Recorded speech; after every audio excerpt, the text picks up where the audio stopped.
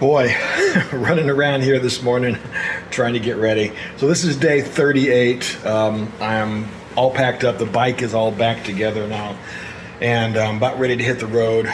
Should be a great day today. Going to down to Idaho, over Lolo Pass, and into Missoula, Montana for the night. So it's going to be a nice day. One thing I'm going to do today, though, is I haven't really had any nice hot days to resize these gloves, so I'm going to wet these gloves from AEROSTICH today, and then we're going to wear them and let them size to my hands, right? So, and plus the water will keep them a little bit cool. It's going to be a hot one today. Here we go.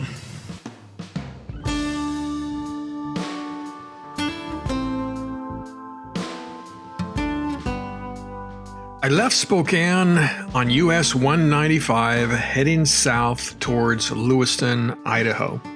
There I would pick up US 12, which is the Lewis and Clark Highway or the Northwest Passage Highway, or more commonly known as Lolo Pass.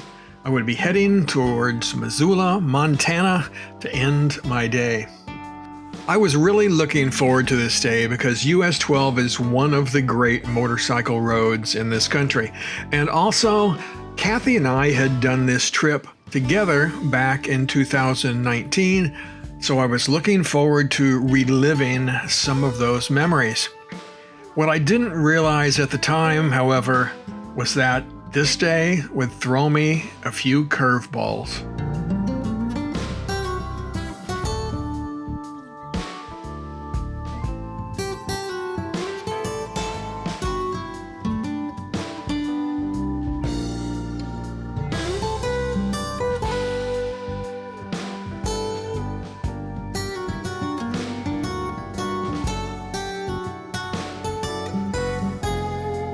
After about 100 miles of the rolling prairies and small towns of southern Washington, I descended down into the valley that contains Lewiston, Idaho, the Snake River, and also the Clearwater River. I found my way to Route 12 that follows along the banks of the Clearwater.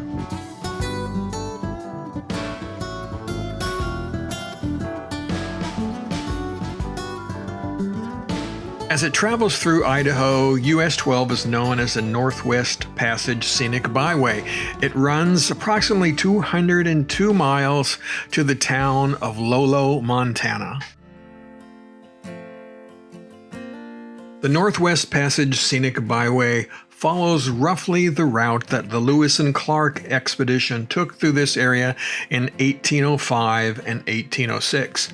Of course, it was a much rougher trip for them way back then than it is for us now. In fact, by the time they reached Idaho, the party was nearly starving. If it wasn't for the Shoshone, which was Sacagawea's tribe, and the Nez Perce, they would have probably starved to death or put an end to the expedition. Both tribes helped the Corps of Discovery by providing horses information about the area, and the Nez Perce helped them by providing dugout canoes. So I'm on Route 12, the Lewis and Clark Highway, and I'm headed towards Missoula. I stopped in Orofino for a little bite to eat, and said now we'll get back on and keep heading east. Yeah, I eat a lot of omelets. A good way to get some protein and throw in a few veggies.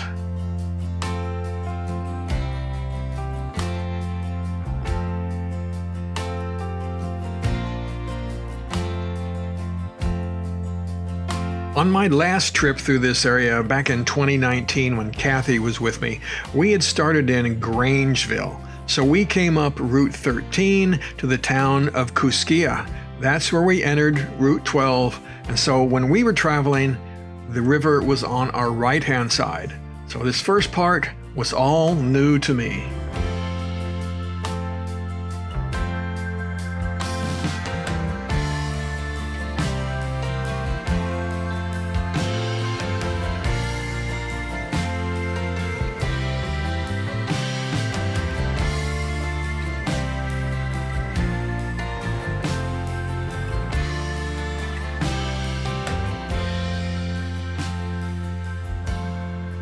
Once I passed Route 13 and the town of Cusquia, well, then things started looking more familiar to me.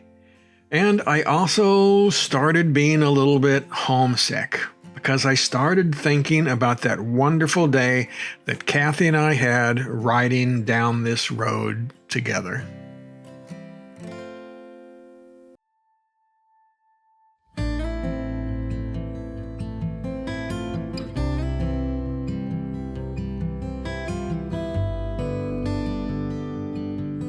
This was the first curveball that this road threw me.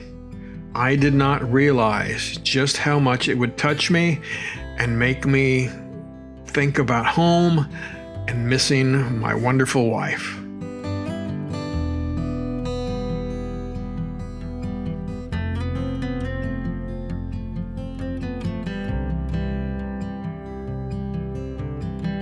So I'm stopping here at this little beach because this is where Kathy and I stopped the last time we did this. This was 2019, and we said we stopped here and we went down and took some pictures of the river and and hung out on the beach for a little bit.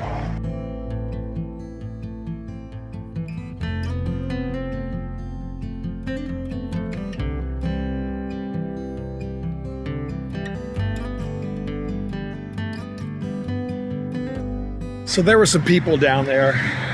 So I didn't want to go down and bother them, but it was kind of cool just to come here and take a few pictures again, somewhere that we've been before. So I'm kind of reminiscing a little bit as I traveled down this part of the road, because we had a really good day that day. So yeah, make me feel good.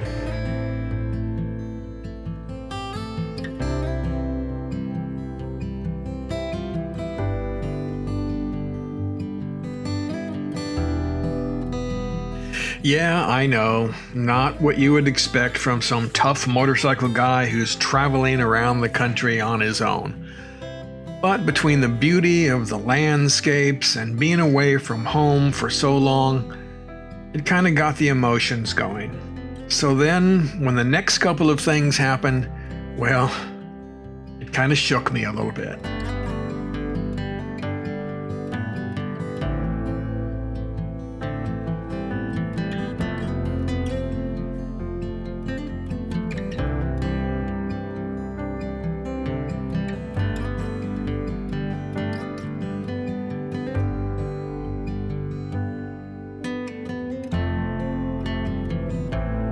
Now, as I share with you these two events, let me say that I was never in any danger. I was perfectly safe. But as an older guy, they do make you think. And it all started when I hit an area of construction, and of course I had to sit for about 15 minutes waiting to pass. After I cleared that first area of construction, I ran into what I thought was another. And while I was able to go pretty quickly, it turned out that this was not construction. It was an accident. And as I approached, I thought to myself, please God, don't let this be a motorcycle. But as I passed, I could see that it was indeed a motorcycle. And from the looks of the wreck, it wasn't good. Later, I was able to look up online and find out that it was a 64-year-old man from Canada out having his trip of a lifetime. And unfortunately, he would not be returning home to his family. And as I read this from the comfort of my hotel room, it did not go unnoticed that he was the same age as me. Then, with the accident fresh in my mind, a couple of turns down the road, I ran into this. I know the camera did not pick it up well, but what happened here was that the truck got caught off on the right-hand side of the road in those rocks, just like that motorcycle. And at one point, his trailer had bounced up and was completely covering both sides of the road. I thought it was going to tip over and come sliding at me. And if it did, I was wondering where I was going to go. It seemed like down the embankment toward the river was going to be my only choice. Luckily, Miraculously, the driver regained control and was able to get past me safely. But the rest of my ride into Lolo, well, I wasn't paying much attention to the beauty of the scenery. I was just thankful that I was still here.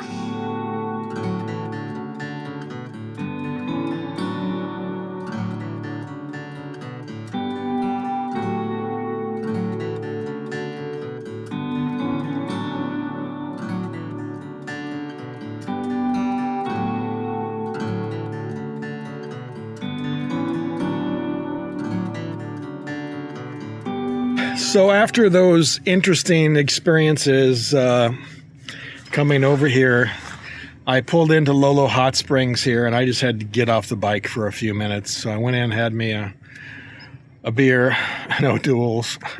And this kind of day, it makes me want to drink the real stuff again. But I didn't. But I just needed to get in there and just get off the bike a little bit. So got my head straight again and said, let's move on. I got another, 40 miles to Missoula.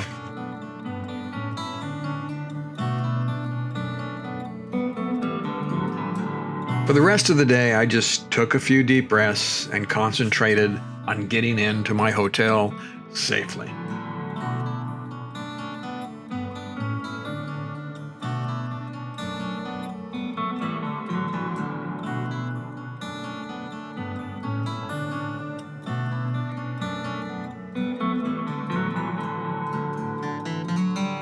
Eventually, I would make it into Missoula, and the traffic would help me to put the truck and the poor guy on the bike out of my mind.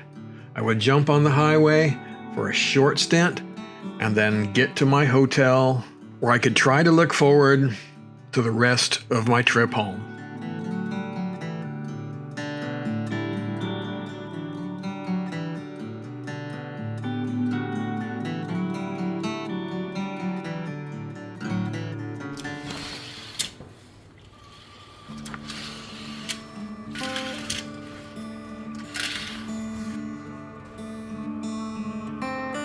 All right, day 39 now.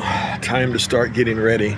This place is pretty busy today. We've got a rafting trip going out of here. We've got a group of riders here going around Montana. So it's quite a busy place. Of course, it is summer. It is Montana. Yellowstone's not that far away. After finishing packing, I backed the bike up, and yes, normally this is the way that I do it because I'm only 5'9", and this is just a lot easier than trying to reach the ground on both sides.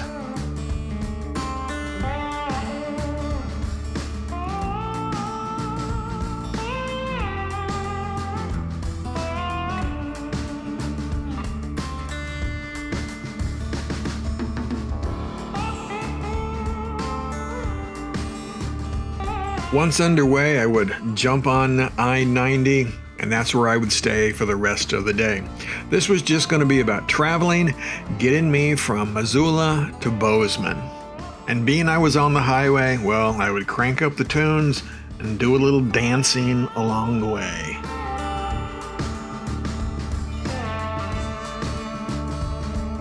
Now, talking to my wife the night before and telling her of my experiences on the Lewis and Clark Highway, she suggested I do something fun. And since I was going to Bozeman, there was a museum there that I really enjoyed, the Museum of the Rockies, that has one of the best dinosaur exhibits in the country. So I thought that was a good idea, and that's where I headed before going to my hotel.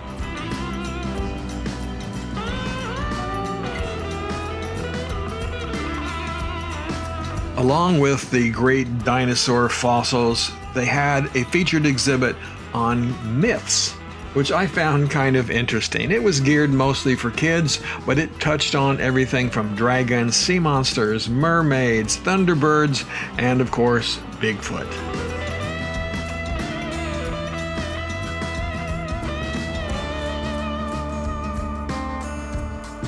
Leaving the land of myth, I walked through the Precambrian seas of 4 billion to 540 million years ago, before moving on to the land of dinosaurs.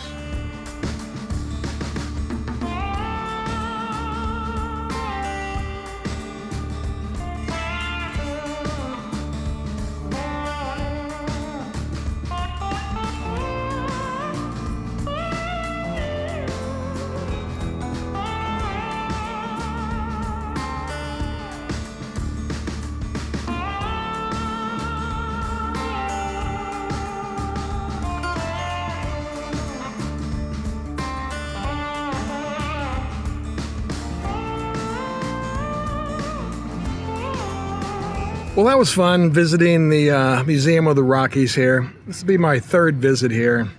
I enjoy it every time. I love the dinosaur stuff, so it's nice, and it's good to do something off of the bike. You know, I haven't done a whole lot of that on this trip, so finding some more things to do like that is probably a good idea. After the museum, I made my way to my hotel, got some dinner, and settled down for the night.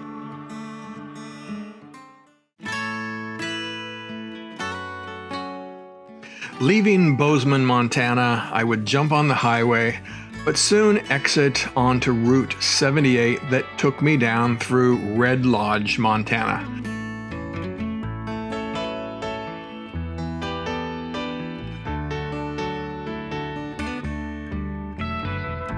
Exiting I-90 onto Route 78, I decided to stop for a coffee break. And there, this really nice guy on a Pan America let me share his shady spot. Of course, we spent a few minutes talking about motorcycles and where we had been traveling before I got back on the road and headed towards Red Lodge.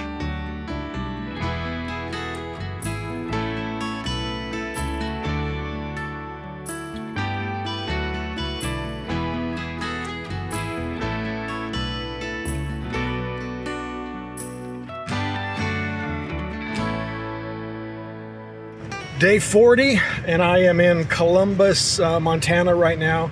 I stopped here for a little coffee break at the McDonald's and met a really great guy riding a Pan America. We chatted for a little while. Now I'm going to head into Red Lodge and then eventually over to Cody, taking a way that I've never been before, just to try something different.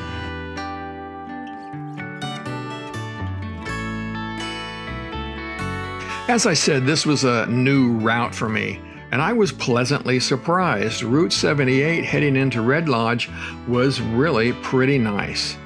Going through some beautiful plains and rolling hills with even a few mountains in the background.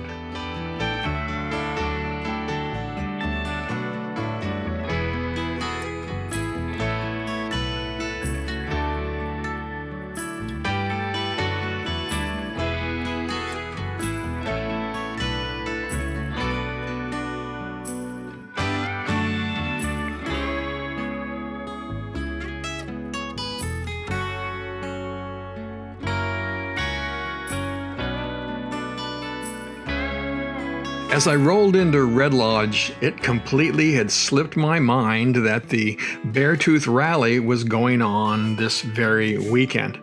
I was informed of that by one of my viewers who was going to be attending the rally, but being on the road for now 40 days, again, I just wasn't thinking about it.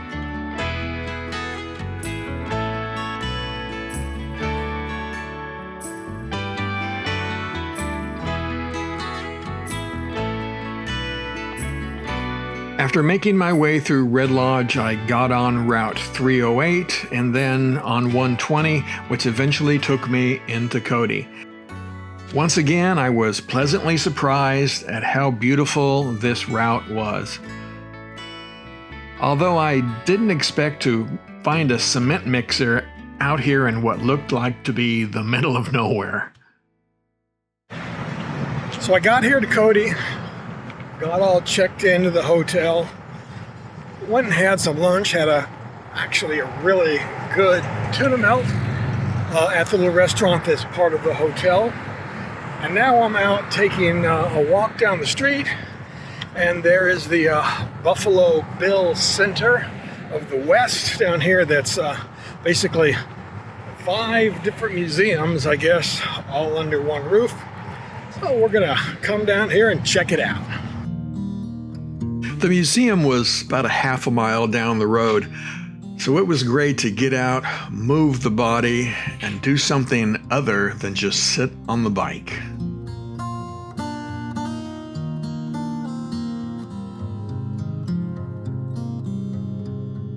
As I mentioned, there are 5 museums on this property, plus the McCracken Research Library.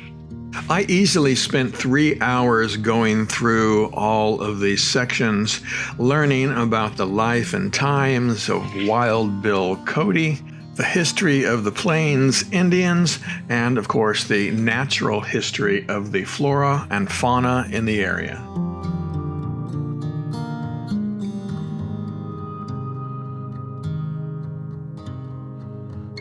Now, of course, we boys love our toys, so one of the most interesting parts, at least for me, of this complex was the Cody Firearms Museum. Man, there were a lot of different guns created across our history.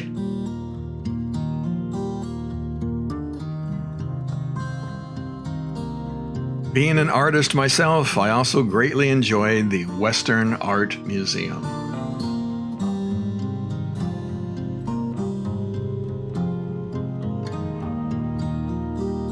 Ever since I was a kid, I have always found fascinating the lives of the people who inhabited this continent before civilization was thrust upon them.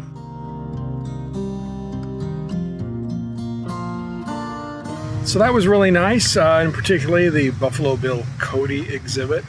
But also they have a gun collection in there that's amazing. I know my buddy Peter would have just loved the gun collection. So it's definitely worth doing. If you're here in Cody, you should check it out. Good morning. It is now day 41 on this trip. Just before 7 o'clock in the morning in Cody, Wyoming. So we're going to be heading out of here today, and we're going to be heading up to just outside of Billings, a little place called Laurel, Montana. And we're going to be climbing Chief Joseph Highway and the Beartooth Pass today. So I'm really looking forward to this day. Should be a lot of fun. Now, the Beartooth Rally is going on in this particular part of the country right now. So when I went through previously, Red Lodge was pretty busy. I'm sure it's going to be busy again as I go through. And probably Beartooth Pass is going to be busy, but we're just going to have to deal with it. It should make for some good video with all the motorcycles coming up.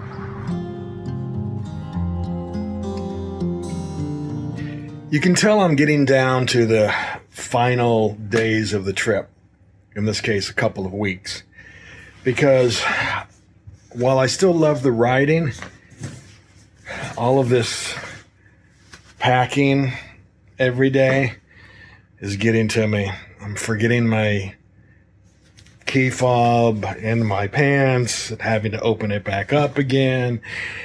Yeah, this happens. Guess what? I forgot my damn key in my pants as well. So I had to get back into them again. All geared up. Time to hit the road. This ride on Chief Joseph Highway and then up over Beartooth Highway, it was something I had originally planned to do back in 2022. But unfortunately, they had those big storms and floods that knocked the road out. So I wasn't able to do it then, but I'm really looking forward to it now. The way things worked out with my schedule, I happened to be here on a Saturday, just like I was when I was riding the Icefields Parkway. That meant there was a lot of other people out enjoying their weekend. And of course, I had to pass a few of them.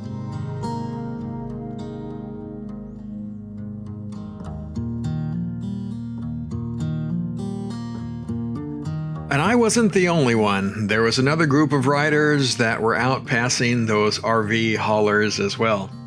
But eventually, I had to scoot around them too.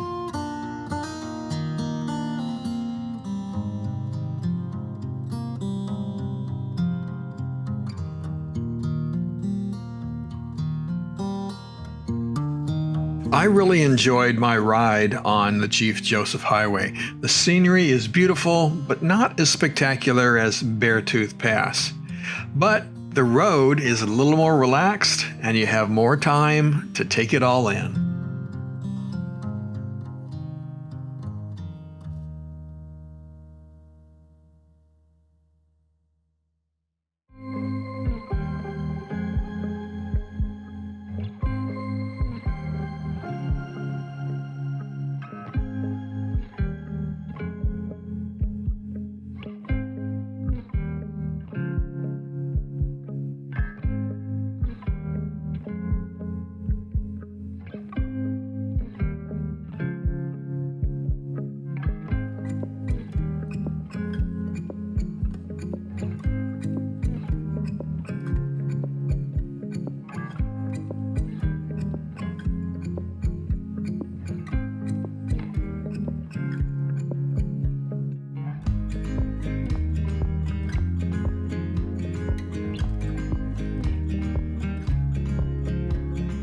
I did catch up with another group of riders, and while I think everybody needs to ride their own ride, I really didn't like what I saw going on in front of me. So when I got a chance, I passed them too.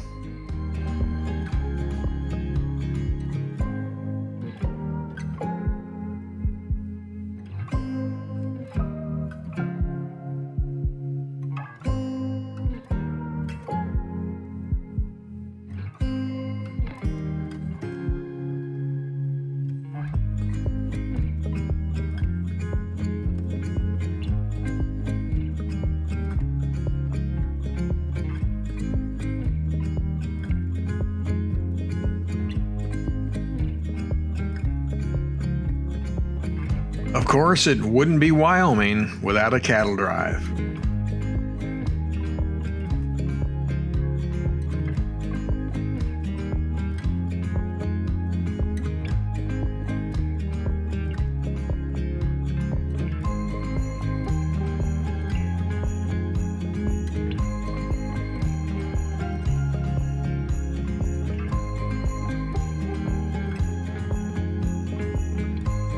Eventually, I made my turn and headed to Beartooth Summit.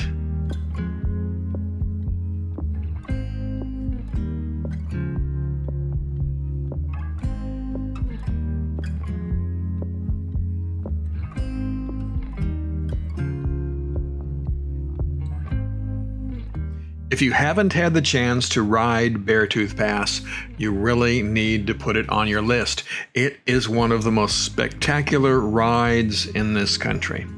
However, your window for doing so every year is pretty short. Typically, the road is not cleared of snow until late June or early July, and most years is closed in mid-October. At 10,947 feet, you can understand that the weather can be, well, unpredictable.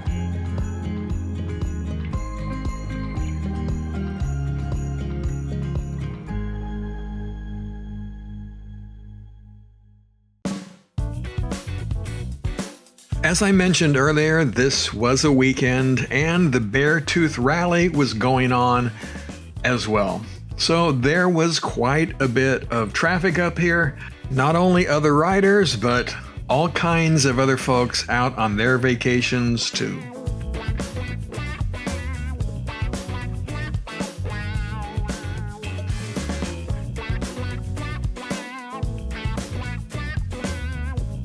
The scenery is indeed spectacular, but if you come up here, make sure you pay attention to what you're doing.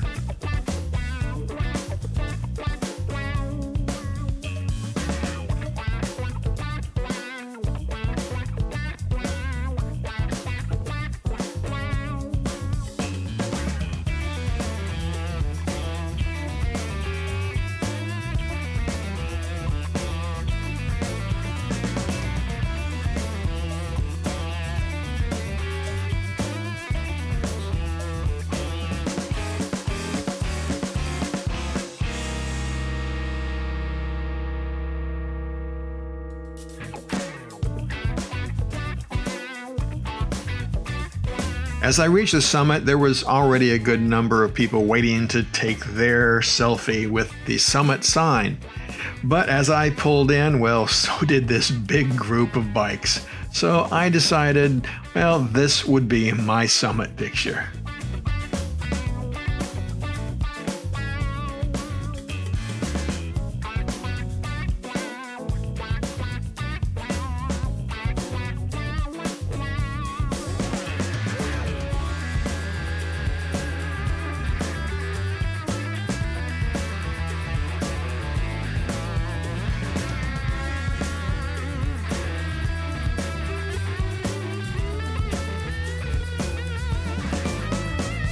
The ride down from the summit is equally as spectacular as the ride up.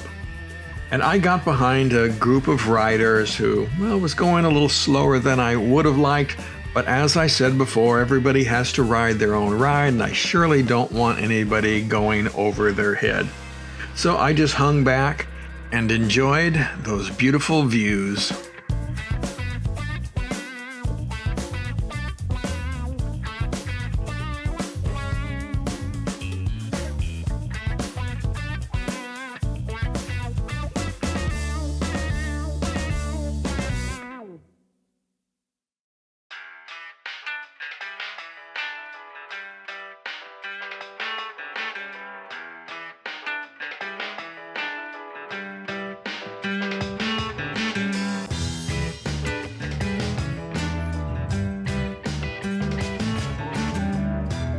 I do think the guy in the Bronco behind me wished we'd go a little faster though.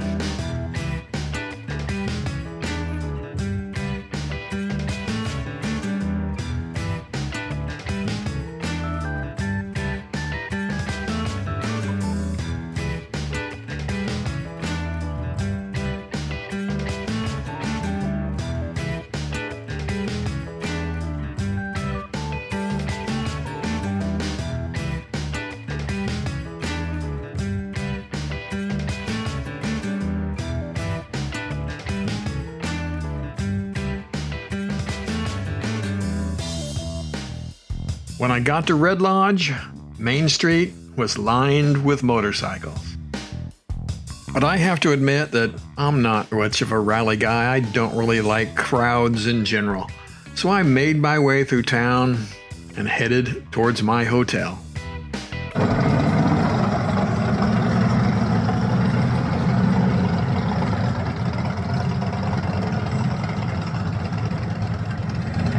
Heaven forbid that your trike wasn't loud enough.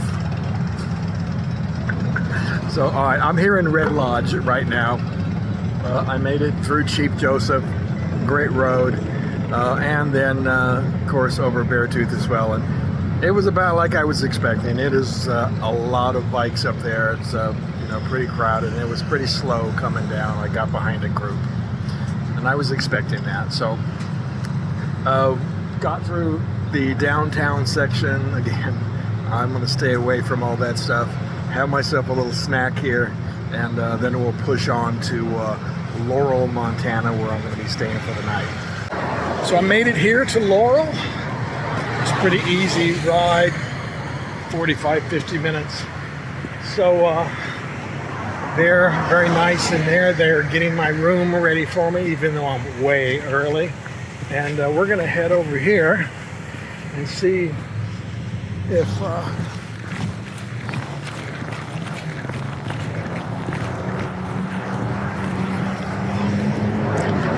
excuse me. I had to hustle across the street. So as I was going to say, I'm going to walk over here to the City Brew Coffee. They suggested that is the best place around here. There's like 3 of them right here.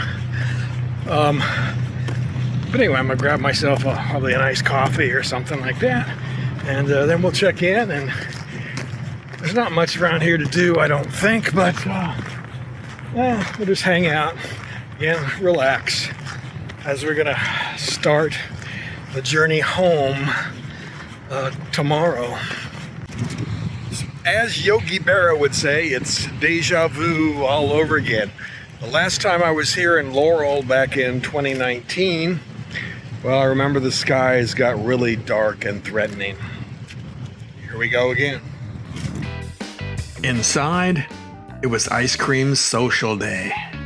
So I was talking to both Kathy and then my buddy Kevin last night, and I was telling them, I can tell that the trip is starting to wind down because I'm starting to get irritated with the packing process. And not just that, I'm getting irritated with people at some of these places. So, like this morning, right? I take a couple of trips, to take all my stuff out to the bike and things. So I'm walking down the hallway here and I walk to the right, right? Because we have this thing here in the United States, where you drive to the right if you walk to the right, and then people can pass you. It works really well when you do that. I don't get it. There are a lot of people who just can't get this concept. Right here I am, I'm walking down the hallway and there's this guy carrying his child in his arm, and as he gets closer to me, he goes over to the left, his left, in front of me. And I just stop and I just kind of look at him like, what the fuck? Just go to the right and we can pass each other. Why? What's the deal? I don't get it.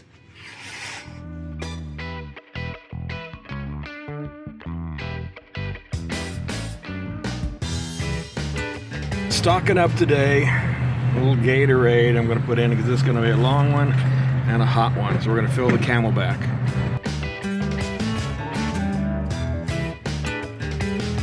Yep, it was an interstate day today. Lots of big scary trucks, RVs, and straight roads.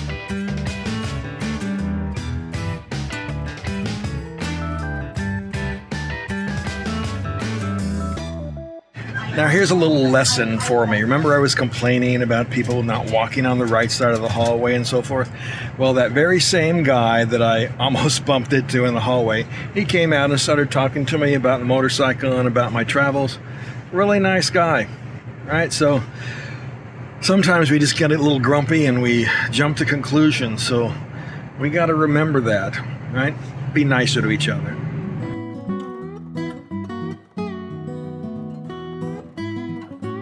Back on the highway, and that orange tint you see in the air, well, I was rolling through some wildfires that were in the area. I could really smell it while I was in Rapid City.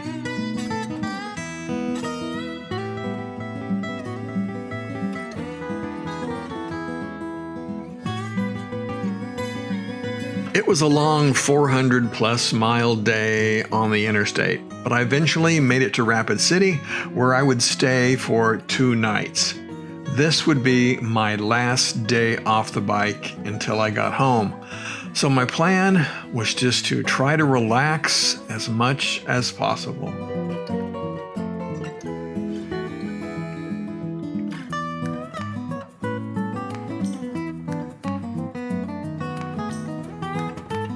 So you think I'm making it up about always being down at the end of the hallway? Right? There's my room. There's the end of the hallway. Made it to Rapid City, but I have to clean up a little mess.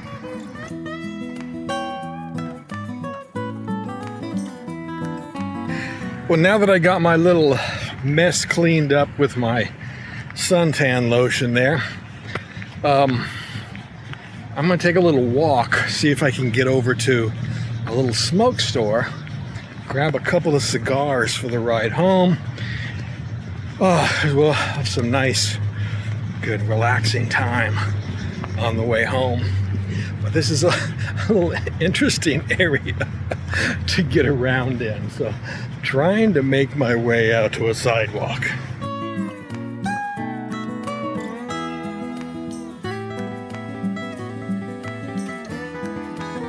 All right, this looks a little more promising, but I gotta get through this mess over I-90 up here. It's got this weird ass thing that goes back and forth. I don't know.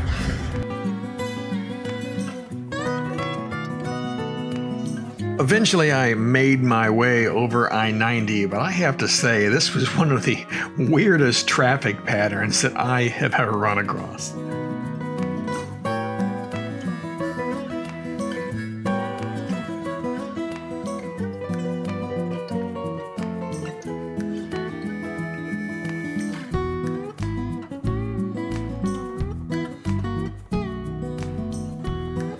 See, I told you that was kind of weird. Got my cigars. Now we get back across this maze. For dinner, I ended up at the Outback Steakhouse that was right in back of the hotel. So I didn't have to go back over all that weird back and forth stuff.